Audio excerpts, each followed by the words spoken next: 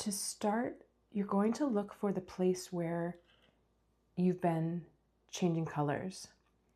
So I can see that there's little twists here where I've changed colors, and then I want to flatten out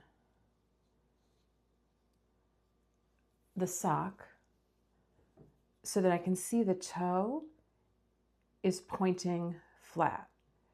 I can see where I've increased on either side of the toe. And then I want you to look at both sides and see if there's one side that kind of has a ladder on it. So for me, this side, I can see kind of where I've been changing double pointed needles because the stitches aren't quite even. Whereas on this side, to me, it looks a little smoother. So this smoother part, I want that to be the top of the foot or the more visible part of the foot. And then this will be the sole of the foot. So here's the bottom of the toe, here is the sole, the bottom of the foot, and then that's where we'll make the heel flap. And the heel flap is going to be like the opposite sort of the toe. It's going to be a triangle that we're going to work flat, back and forth on one needle, and then the other stitches will stay on the other needles. So this particular sock, I know, has 24 stitches all the way around. We're going to start working the heel flap on 50% of those stitches, so 12 stitches. So I'm using an alternate color needle just so that you can see that I'm going to slip. We want 12 up here. So when I have it nice and flat, because I want to choose the correct 12, right? So I've got 1, 2, 3, 4, 5, 6, 7, 8, 9, 10, 11, 12. Yeah, I think that will do it. So here's where we're going to have the stitches on one needle. So I'm just going to slip these 4. Okay, and these are the stitches I'll be working with. Now, what do I do about all these other stitches which are kind of in the way?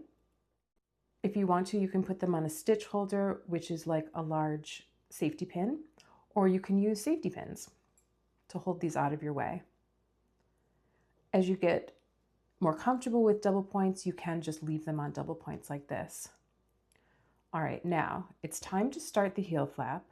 I'm going to do the heel in gray so that it matches the toe. And the gray yarn happens to be exactly where I need it. Now, what happens if, for whatever reason, the gray yarn was over here? Don't fear. I want you to cut the yarn and you can tuck it inside the foot, and then you can pick up and start knitting from here. All right, now on the right side, we're going to slip 1. We're going to decrease 1, and the way I'm decreasing is with an SSK, and that means slip, slip,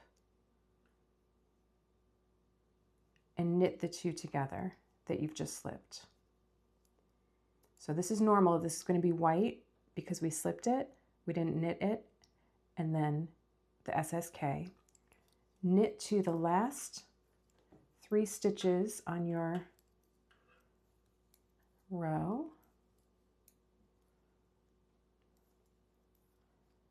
Knit 2 together, and then knit 1. So we've decreased 2 stitches. Next, you're going to slip 1 and purl a row. The reason that we slip is so that you have a nice visible chain on either end of the heel flap. That makes it easier to pick up stitches when we go to turn the heel.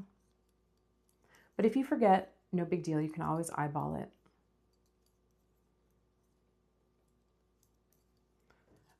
Okay, and now let me show you how to do the decrease row.